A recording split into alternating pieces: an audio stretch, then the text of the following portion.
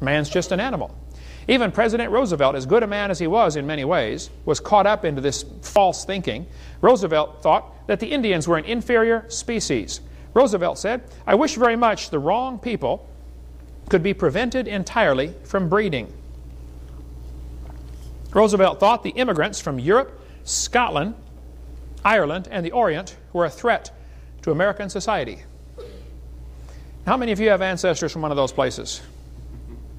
Just about everybody in the room.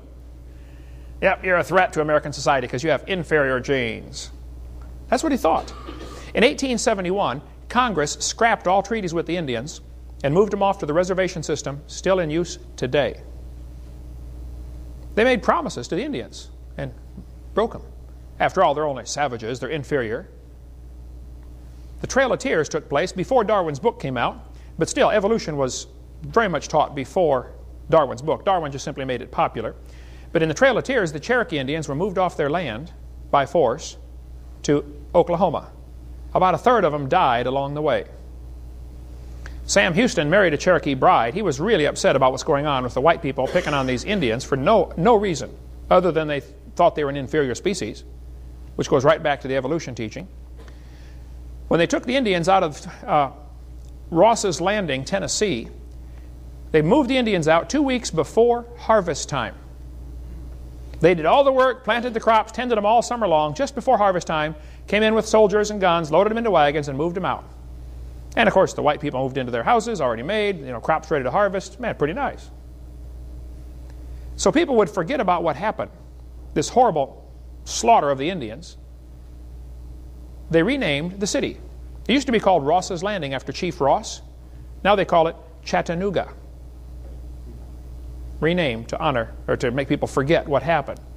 Here's an article from Franklin College in Franklin, Indiana. The Carnegie Institute of Washington, Eugenics Record Office, founded by Mrs. E.H. Harriman. Anybody heard that name before? E.H. Harriman. How many saw Butch Cassidy and the Sundance Kid? He's getting ready to blow up the train, and he said, "I work for Mr. E.H. Harriman." Super rich gazillionaire back in those days. Very much involved in wanting to improve humanity by eliminating the inferior. Carnegie started the organization now in Berkeley, California, that fights to keep creation out of schools. It's his funding that supplied the start of that organization. The whole idea that man is superior, there's a bunch of guys been involved in this. The Bible says, have we not all one Father? You're not superior because of the color of your skin. The Bible says, He hath made of one blood all nations of men to rule on the earth. Now Darwin thought that a married man was a poor slave, worse than a Negro. Regardless, we won't comment on whether it's true or not, but if it's not, by the way. But if a professor said that today, how long would he keep his job? Or his life? Some of these feminazis would go kill him, wouldn't they? And yet they praise Darwin in our school system. Louisiana, I don't know if they got it passed or not, they were working on a bill to ban the teaching of Darwin because of his racism. Very interesting approach. Yeah. I mean, if our school started teaching the teachings of Adolf Hitler and made it mandatory reading, wouldn't people get upset? Well, why aren't they upset about the mandatory teaching of Darwinism? Darwin said, the chief distinction of intellectual powers between the two sexes is shown by man's attaining to a higher eminence in whatever he takes up. Whether requiring deep thought, reason, or imagination, or merely the use of the senses and hands, the average mental power in man must be above that of woman. Darwin finally married his first cousin, Emma Wedgwood. Nobody else would take him. Darwin thought men were superior in every single way. Darwin believed in inbreeding, so he married Emma, his first cousin. He wanted to raise a superior stock of children. He ended up having 10 children. Mary died shortly after birth. Anne died at 10. Robert was born retarded and died at 19 months. Henrietta had a serious nervous breakdown at 15. 3 of his other 6 sons were ill so often, Charles regarded them as semi-invalids. So much for inbreeding, Charlie. Evolution is the foundation for communism. Communism, started by a guy named Karl Marx, removes God from authority and puts man in his place. He says there is no God, so man must be in charge. Missionaries have said when they're working in a country and the communists take over, the first thing the communists do when they come into the country, they go into the schools And they start teaching communism? No. They start teaching evolution. They start by laying a foundation of evolution, and then they bring in the teachings of communism. Communism can't thrive in a place where people believe they've got rights that come from the Creator. And the creation movement in America is one of the biggest hindrances to the advancement of the New World Order. And they very much would like to get rid of guys like me who don't believe in evolution. The guy who founded the ACLU, the American Communist Lawyers Union, or the Anti-Christian Lawyers Union, whatever it is, Roger Baldwin said communism is the goal. You ought to read the history of the founding of the ACLU. One of the purposes of that lawyers' movement was to advance the cause of communism.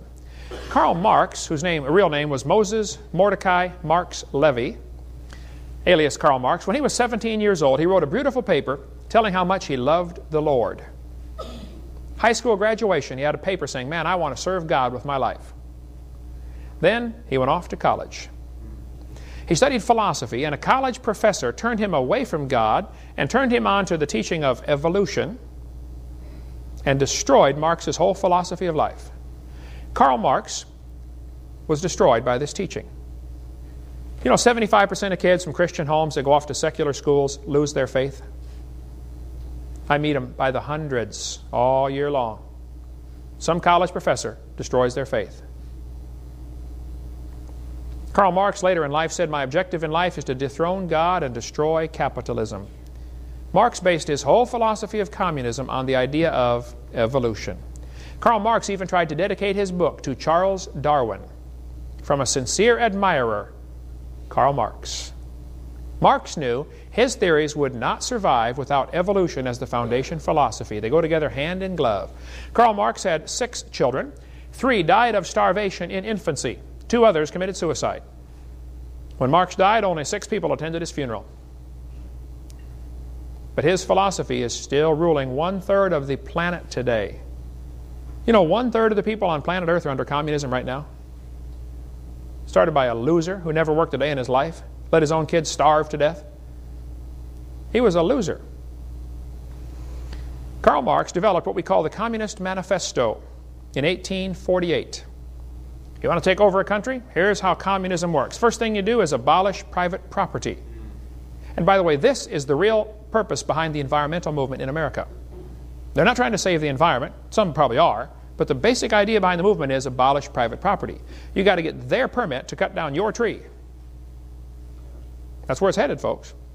The Bible talks about private property ownership quite a bit. You know, every 50 years you got your property back. You could not lose it forever. Your family's going to get it back. If you're a loser, you're lazy or whatever, you don't pay your bills and they take it away, your family will get it back every 50th year. The Bible talks about having his own vine and his own fig tree. Drink water out of your own cistern, running waters out of thine own well. You know, the solution to pollution in America is private property ownership. Ask anybody that's ever owned a house and rented it out to somebody else. They will understand.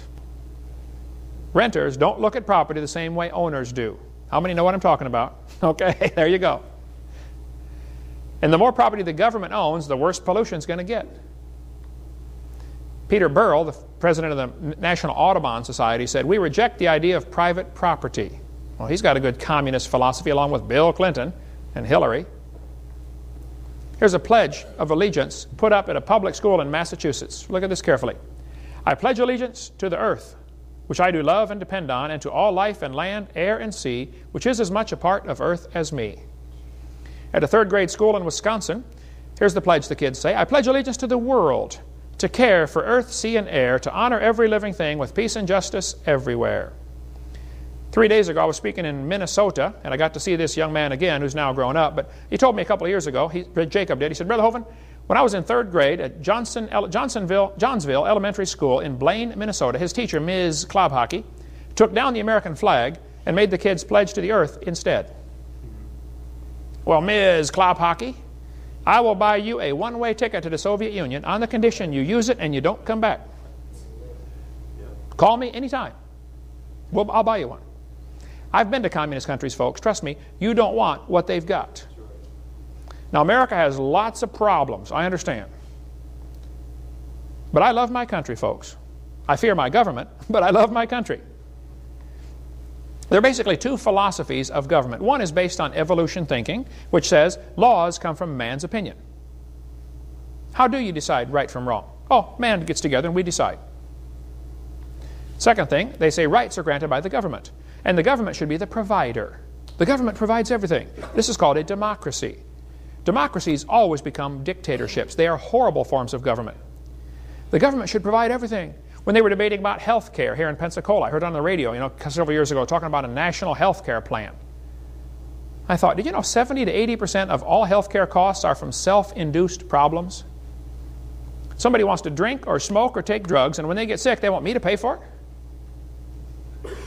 They were debating on the radio here in one of the WCOA, I think it was, talking about should we have a national health care plan. So I called in. I said, I think it was Luke I said, hey Luke, I think we should have a